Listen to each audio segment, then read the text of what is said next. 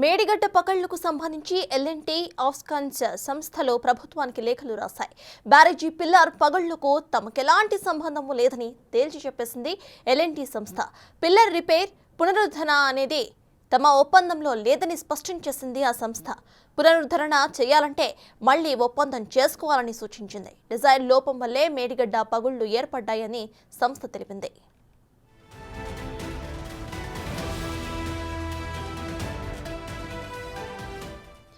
మరోవైపు అన్నారం బ్యారేజీ లీకేజ్ కి కూడా తమకు సంబంధం లేదన్న నిర్మాణ సంస్థ ఆఫ్స్కాన్స్ డిజైన్ లోపం వల్లే బ్యారేజీ లీక్ అయిందని వెల్లడించింది. డిఫెక్ట్ లయబిలిటీ కాలం 2021 డిసెంబర్లోనే ముగిసిందని స్పష్టం కూడా చేసింది. ప్రస్తుతం బ్యారేజీ ప్రమాదంలో ఉందని హెచ్చరిస్తున్నారు. బ్యారేజీని కాపాడాలంటే తక్షణం రక్షణ చర్యలు చేపట్టడంతో పాటు శాశ్వత మరమ్మతులకు కూడా పూర్తి చేయాలని ఆఫ్కాన్స్ సంస్థ వెల్లడించింది. 2 బ్యారేజీల వైఫల్యాలపై నేషనల్ డ్యామ్ సేఫ్టీ అథారిటీ బృందం విచారణ జరుపుతోంది. అయితే విచారణకు మాత్రం ఈ 2 సంస్థల ప్రతినిధులు హాజరు కాలేదు.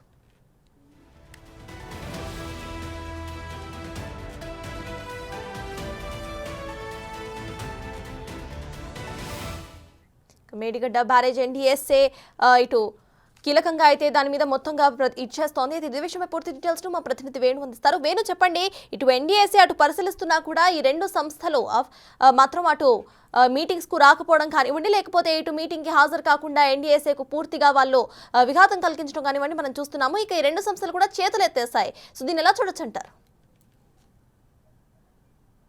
సర్తాజ్ ప్రస్తుతం ఎన్డీఎస్ఏ టీము 2వ దఫా తెలంగాణలో పర్యటన నేపథ్యంలో ఒక సంచలన విషయాలు కూడా బయటకు వస్తున్నాయి. అందులో ప్రధానంగా తెలంగాణ రాష్ట్ర ప్రభుత్వం కాంగ్రెస్ ప్రభుత్వం వచ్చిన తర్వాత మేడిగడ్డ బ్యారేజ్ ను రిపేర్లు చేయడం, అదేవిధంగా అన్నారం రిపేర్లు చేసి ప్రజలకు అందుబాటులో తీసుకొచ్చే విధంగా చర్యలు తీసుకోవాలని ప్రయత్నం చేస్తుంది. అందులో భాగంగానే కేంద్రానికి లేఖ రాసి ఎన్డీఎస్ఏ టీం విజిట్ కోరింది. అయితే 2వసారి విజిట్ కోసం వచ్చిన టీము అసలు నిర్మాణ సంస్థలకు సంబంధించినటువంటి పూర్తి డీటెయిల్స్, దానికి డిజైన్ సంబంధించిన డీటెయిల్స్, మరమ్మతులు చేయడానికి ఏ విధమైనటువంటి చర్యలు తీసుకునేటువంటి ఒక ప్రాథమిక రిపోర్ట్ ఇవ్వడానికి సిద్ధమైంది. కానీ ఇక్కడ నిర్మాణ సంస్థలు కావచ్చు, రాష్ట్ర ప్రభుత్వానికి సంబంధించిన గతంలో పనిచేసినటువంటి సంస్థలు కావచ్చు, అధికారులు కూడా పూర్తి స్థాయి సమాచారం తమ వద్ద లేదంటూ చెప్తున్నారు. ఇక అనూహ్యంగా దీని లోపల నిర్మాణ సంస్థలు రిపేర్లు చేయాలంటూ ఎన్డీఎస్ఏ టీం కొన్ని ప్రాథమిక అంశాలను వారి ముందు పెట్టే ప్రయత్నం చేసేలోగానే గత నెలలోనే ఆఫ్ఘాన్ సంస్థ అన్నారం బ్యారేజ్ నిర్మాణం చేసినటువంటి ఆఫ్ఘాన్ సంస్థ, గతంలోనే మేడిగడ్డ నిర్మాణం చేసిన ఎల్ఎన్టీ సంస్థలు డిఫెక్ట్ లయబిలిటీ పీరియడ్ పూర్తయింది. దీనికి సంబంధించి మరమ్మతులు కానీ ఎటువంటి అంశాలు కూడా మా పరిధిలో లేవు, కొత్తగా అగ్రిమెంట్లు చేసుకుంటే తప్ప మేము ఎటువంటి పనులు చేయమంటూ ఇప్పటికే తేల్చి చెప్పాయి. అయితే డిఫెక్ట్ లయబిలిటీ పీరియడ్ ను పక్కన పెడితే అసలు నిర్మాణం పూర్తయి దీని లోపల ఎటువంటి లోపాలు లేకుండా పూర్తిగా ఎన్ఓసి ఎప్పుడు జారీ చేశారనే దానిపై కూడా ఇప్పుడు ఒక సందిగ్ధత ఉంది. ఎందుకంటే 2 సార్లు లేఖలు నిర్మాణ సంస్థలకి హ్యాండ్ ఓవర్ చేసుకున్నట్టుగా లేఖలు రాయడం, ఆ తర్వాత అందులో కొన్ని మరమ్మతులు చేయాలంటూ కూడా మరొకసారి రాష్ట్ర ప్రభుత్వం లేఖలు రాయడం, ఇదంతా కూడా కొంత సస్పెన్స్ అయితే కొనసాగుతుంది. దీన్ని పూర్తి స్థాయి లోపల ఛేదించి అసలు మరమ్మతులపై కూడా ఎన్డీఎస్ఏ టీం ఒక వివరణ ఇవ్వడానికి సిద్ధమైంది. కానీ ఇప్పటికే జలసౌధులపై నిన్నటి నుంచి కూడా అటు రాష్ట్ర ప్రభుత్వానికి సంబంధించిన ఇంజనీర్లతో కూడా భేటీ అయింది, పూర్తిగా ఇంటరాక్షన్ చేస్తుంది. అసలు ఏం జరిగింది నిర్మాణ సమయం లోపల అనే అంశాలు వెలుగు చూస్తున్న నేపథ్యంలో పూర్తిగా లాంగిట్యూడ్ లాటిట్యూడ్ సిడిఓ ఏదైతే డిజైన్స్ ఇచ్చిందో దానికి సంబంధించిన లాంగిట్యూడ్ లాటిట్యూడ్స్ ను కూడా అప్రూవల్స్ వచ్చినటువంటి డిజైన్ కు ప్రస్తుతం అక్కడ నిర్మాణం జరిగిన డిజైన్ ప్రాంతానికి కూడా పూర్తి స్థాయిలో తేడాలు ఉన్నట్టుగా తెలుస్తుంది. దాంతోపాటు ప్రధానంగా అన్నారంను మేడిగడ్డ బ్యారేజ్ ఎక్కడైతే టెస్టులు నిర్వహించి హైడ్రాలజీ పరీక్షలు, జియాలజీ టెస్టులు నిర్వహించారో ఆ ప్రాంతానికి ఇతర ప్రాంతం మధ్య వేరే చోటుకి ఒక నిర్మాణాన్ని కూడా మార్చడం జరిగింది. దీని లోపల ఎవరి కారణంగా ఈ యొక్క డిజైన్లను చేంజ్ చేయడం జరిగింది, ఈ అప్రూవల్స్ తిరిగి రీఅప్రూవల్ కోసం కేంద్రానికి పంపారనే దానిపై కూడా ఇప్పటివరకు ఒక క్లారిటీ లేదు. సో అంటే ఇక్కడ నిర్మాణ సంస్థలు గత ప్రభుత్వం లోపల పెద్దలు చెప్పినట్లుగానే చేశామంటూ చెప్పుకొని చేతులు దులుపుకుంటున్నారు. అయితే ఆ పెద్దలు ఎవరి ద్వారా కరస్పాండెంట్ జరిగింది, దానికి సంబంధించి రికార్డులను బయట పెట్టాలంటూ కూడా ఎన్డీఎస్ఏ టీం కోరుతుంది. మొత్తానికి ఈ యొక్క కాళేశ్వరం ప్రాజెక్టు వ్యవహారం లోపల గత ప్రభుత్వంలో కీలక నేతల ప్రమేయంతోనే ఇష్టారీతిన నిర్మాణాలు, అదేవిధంగా నిర్వహణ లోపము, నాణ్యత లోపం ఉన్నట్లుగా ప్రస్తుతం అయితే ఎన్డీఎస్ఏ ఒక నిర్ధారణకు వచ్చింది. కానీ మరమ్మతులకు సంబంధించిన అంశం లోపల తాను కంక్లూజన్ రిపోర్ట్ ఇవ్వడానికి ప్రస్తుతం ఎల్ఎన్టీ అధికారులు గైర్హాజరు కావడంతో అసలు బేస్మెంట్ తో పాటు డిజైన్ సంబంధించి ఆపరేషన్ మెయింటెనెన్స్ సంబంధించి ఎటువంటి జాగ్రత్తలు తీసుకున్నారు, దానికి సంబంధించిన డేటా, టెక్నికల్ డేటా ఇప్పుడు ప్రస్తుతానికి ఎన్డీఎస్ఏ టీం కోరుతోంది. అది అందుబాటులో లేకపోవడంతో మరమ్మతుల అంశం అనే దానిపై కూడా ఇంకా కొన్ని నెలల పాటు యొక్క ఇంటరాక్షన్ కొనసాగే అవకాశం కనిపిస్తుంది. ఓవరాల్ గా ఈ మేడిగడ్డ అన్నారు 2 బ్యారేజ్ల భవితవ్యం మాత్రం ఈ యొక్క నిర్మాణ సంస్థలు తమ దగ్గర రిపోర్ట్ లేదని చెప్పడం, అదేవిధంగా స్టేట్ సంబంధించిన అధికారులు కూడా తమ దగ్గర పూర్తి సమాచారం లేదు, హైయర్ అఫీషియల్స్ నుంచి సమాచారం రావడంతో నిర్మాణ సంస్థ నిర్మాణం చేసింది, తాము ఇన్వాల్వ్ కాలేదని చెప్పడంతో ఇక్కడైతే ఒక సందిగ్ధత కొనసాగుతుంది. దీనికి రేపు కూడా ఈ యొక్క ఇంటరాక్షన్స్ చేసిన తర్వాత ఎన్డీఎస్సీ టీం ఈ యొక్క అభ్యంతరం తీవ్రంగా ఈ ఉన్నటువంటి పరిస్థితులను కేంద్రానికి జలశక్తి మంత్రికి లేఖ రాసే అవకాశం కనిపిస్తుంది. సో చూడాలి దీనిపై రాష్ట్ర ప్రభుత్వం ఏ విధంగా స్టెప్ వేస్తుంది. ఎల్ఎన్టీ సంస్థతో పాటు ఆఫ్ఘన్స్ కూడా ఎందుకు గైర్హాజరయ్యాయి, వారు ఇప్పటి వరకు మెయింటెనెన్స్ కూడా వారి హ్యాండ్ ఓవర్లో ఉంది, అంటే 5 years మెయింటెనెన్స్ ఉంది, అయినా అది ముగియక ముందే ఎందుకు తప్పించుకున్న అంశంపై కూడా పలు ప్రశ్నలు వస్తున్నాయి. సో దీనిపై రాష్ట్ర ప్రభుత్వం ఎటువంటి చర్యలు తీసుకుందని మాత్రం వేచి చూడాల్సిన పరిస్థితి ఉంది. చెప్పాలి వేణు, మనం ఇంతకు ముందు కూడా ఒకసారి గమనిస్తే ఎల్ఎన్టీ సంస్థ ఇట్లానే డ్రాయింగ్స్ ఎన్డీఎస్ఏ బృందం అడిగినప్పుడు ఇవ్వకుండా కూడా తప్పించుకుంది. అయితే ఇప్పుడు కంప్లీట్ గా కూడా ఇటు డిఫెక్టివ్ లయబిలిటీ మొత్తం ఇయర్స్ అయిపోయింది కాబట్టి ఇటు మేము ఎటువంటి పనులు చేయబోమని కూడా ఎల్ఎన్టీ సంస్థ కానీ ఆఫ్ఘన్ సంస్థ కానీ చెప్తోంది. దీన్ని ఎలా చూడొచ్చు అంటారు? ఇందాక మీరు చెప్పినట్టు ఇటు ఇంకా 5 years ఆఫ్ రెస్పాన్సిబిలిటీ ఇంకా వాళ్ళ చేతిలోనే ఉంది కాబట్టి వాళ్ళు ఎటువంటి విధంగా కూడా రెస్పాన్స్ తీసుకోకపోవడం కూడా మనం ఎలా చూడొచ్చు అంటారు?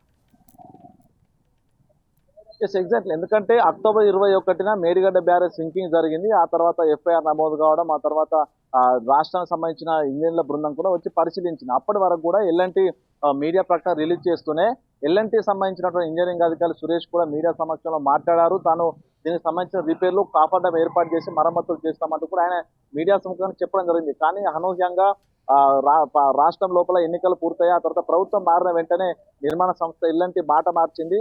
దీనికి సంబంధించి డిఫెక్ట్ లయబిలిటీ పీరియడ్ అంటే 2 సంవత్సరాల 24 రోజులు 2 సంవత్సరాల 24 రోజుల డిఫెక్ట్ లయబిలిటీ పీరియడ్ పూర్తయింది. కాబట్టి ఇప్పుడు మేము నిర్మాణం దానికి సంబంధించినటువంటి ఎటువంటి మరమ్మతులు చేయలేము, నూతనంగా అగ్రిమెంట్ చేసుకుంటే దానికి సంబంధించి బడ్జెట్ రిలీజ్ చేస్తేనే మరమ్మతులు చేస్తాము, ఓన్లీ మేము మెయింటెనెన్స్ మాత్రమే చూస్తామంటూ కూడా చెప్పారు. అయితే వాళ్ళు చెప్పిన దాని ప్రకారం చూస్తే అగ్రిమెంట్ లోపల ఏదైతే మొదటగా ఈ యొక్క ప్రాజెక్టు మొదలుపెట్టి బ్యారేజ్ నిర్మాణం మొదలైందో ఆ అగ్రిమెంట్ల లోపల మరమ్మతులకు సంబంధించిన అంశాలు స్పష్టంగా పేర్కొనలేదనే అంశాన్ని అటు ఎల్ఎన్టీ నిర్మాణ సంస్థ అదేవిధంగా ఆఫ్ఘన్స్ ఫిబ్రవరి నెల లోపల ఆఫ్ఘన్స్ కూడా ఇదే లెటర్ ఇచ్చింది ప్రభుత్వానికి.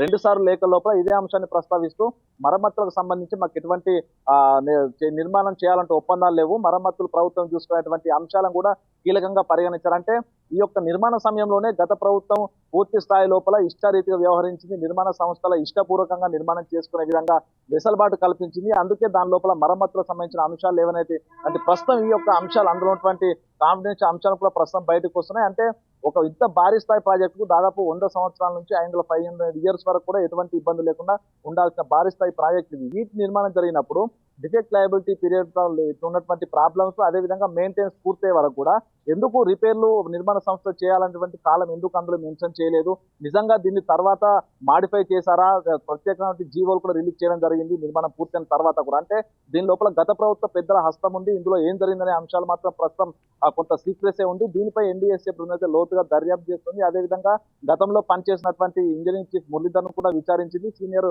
ఇంజనీర్లను కూడా విచారిస్తుంది. అంటే ఏం జరిగింది, అసలు నిర్మాణ సమయంలో ఉన్న అగ్రిమెంట్ ఏంటి, ఆ తర్వాత మార్చిన అగ్రిమెంట్ ఏ విధంగా ఉన్నాయి దానిపైనే ప్రస్తుతం అయితే ఎన్డీఎస్ఏ టీం అయితే పూర్తిగా దృష్టి కేంద్రీకరించిన తెలుస్తుంది.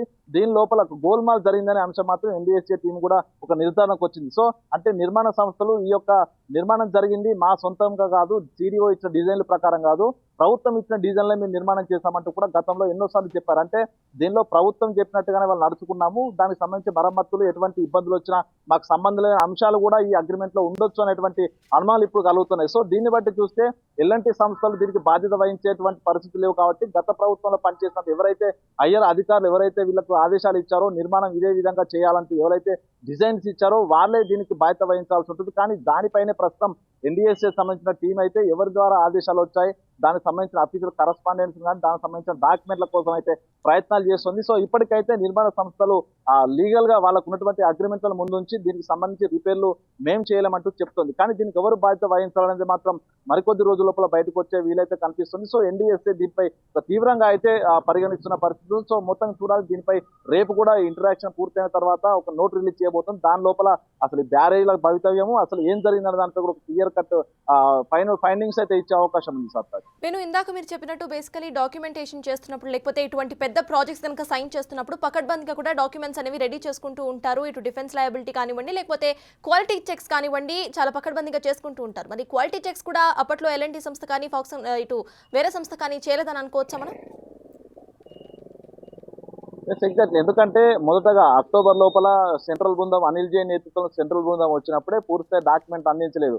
అఫీషియల్ గా వాళ్ళందరూ ఆ ఎన్డీఎస్ఏ టీం తరఫున వాళ్ళకి సంబంధించి డ్యామ్ సేఫ్టీ చట్టం ఉంటుంది. ఆ చట్టం ప్రకారమే కొన్ని క్లాజెస్ ప్రకారము రాష్ట్ర ప్రభుత్వం నుంచి డాక్యుమెంట్స్ కావాలంటూ కూడా అఫీషియల్ లెటర్ కూడా ఇచ్చింది. కానీ అయినప్పటికీ కూడా గతంలో ప్రభుత్వ హయాం లోపల ఉన్నటువంటి అధికారులు దాదాపు 4 రికార్డులు సబ్మిట్ చేశారు. 20 రికార్డులు అడిగితే 4 రికార్డులు సబ్మిట్ చేశారు. అదేవిధంగా టెక్నికల్ డేటా, హైడ్రాలజీకి సంబంధించినటువంటి రిపోర్టు, జియాలజికల్ సర్వే చేసిన రిపోర్ట్స్ కూడా అడిగారు. దాంతో పాటు ఆప్రాన్ లెంత్ ఎంతవరకు నిర్మాణం చేశారు, అసలు షూటింగ్ ఎఫెక్ట్ ఏ విధంగా ఉందని అంచనాలు వేశారు. అదేవిధంగా ఆ యొక్క ఏరియాను, ఆ సాయిల్ టెస్ట్లు ఏ విధంగా రిపోర్ట్స్ వచ్చాయి, అసలు ఎందుకు ఇక్కడ నిర్మాణం చేశారనే దానిపై కూడా డాక్యుమెంటేషన్ అడిగితే ఇప్పటి వరకు కూడా ఆ డాక్యుమెంటేషన్ ఇప్పటి వరకు ఎన్డీఎస్ఏ టీం అందించలేదు. ఇక రెండో విడత వచ్చిన తర్వాత కూడా 19 రకాల డాక్యుమెంట్స్ మేడిగడ్డకు సంబంధించి, అన్నారం బ్యారేజ్ సంబంధించి రికార్డ్స్ అడిగారు. ఇప్పటికీ ఆ రికార్డ్స్ అందుబాటులో లేవని అధికారులు అయితే చెప్తున్నారు. సో దీన్ని బట్టి చూస్తే గత ప్రభుత్వ హయాం లోపల జరిగింది ఒకటి, బయటకు వచ్చే విషయాలు ఒకటి అనే విషయం క్లియర్ కట్ గా అర్థమవుతుంది. ఎందుకంటే 5 సంవత్సరాల పైగా డిఫెక్ట్ లైబిలిటీ పీరియడ్ ఉండాల్సినటువంటి భారీ ప్రాజెక్టులు ఇవి. దీనికి దాదాపు డ్యామ్ సేఫ్టీ అధికారులు కూడా 2016 ప్రారంభంలోని దీనికి అప్రూవల్స్ ఇచ్చినప్పుడు దీనికి భారీ స్థాయి ప్రాజెక్టు కాబట్టి దీనికి defect liability period 5 years + 2 months ఉండేటువంటి అంశాన్ని కూడా ఇంజనీర్లు చెప్తున్నారు. కానీ దీన్ని 2 సంవత్సరాలకే డిఫెక్ట్ లైబిలిటీ ఎందుకు ఇచ్చారు? అంత తక్కువ స్థాయి లోపల, అంత తక్కువ రోజుల లోపల డిఫెక్ట్ లైబిలిటీ ఇవ్వడంతో ఏదైనా దాదాపు 2 సంవత్సరాలు పూర్తయిన తర్వాత దీనికైనా డిఫెక్ట్ వస్తే దానికి బాధ్యులు ఎవరవుతారనే దానిపై కొంత ఈ వ్యవహారంలోనే రాష్ట్ర ప్రభుత్వం, అంటే గతంలో ఉన్నటువంటి రాష్ట్ర ప్రభుత్వము కొంత వారితోని కుమ్మక్కై కొన్ని తర్వాత జీవోలు ఇవ్వడం, ఆ తర్వాత అగ్రిమెంట్ క్లాజును మార్చుకున్నటువంటి అంశాలు అయితే నూతనంగా అయితే వెలుగు చూస్తున్నాయి. సో దీనిపై ఓవరాల్ గా పూర్తి స్థాయి విచారణ తర్వాత ఈ అన్ని అంశాలు కూడా బయటకు వచ్చే పరిస్థితి ఉంది, చూడాలి. సో దీనిపై మరికొద్ది రోజుల లోపల అటు జలశక్తి మంత్రిత్వం కానీ రాష్ట్ర ప్రభుత్వం కానీ ఏం తేలుస్తున్న దాంట్లో కొంత ఉత్కంఠ అయితే కొనసాగుతుంది. Right, thank you Venu.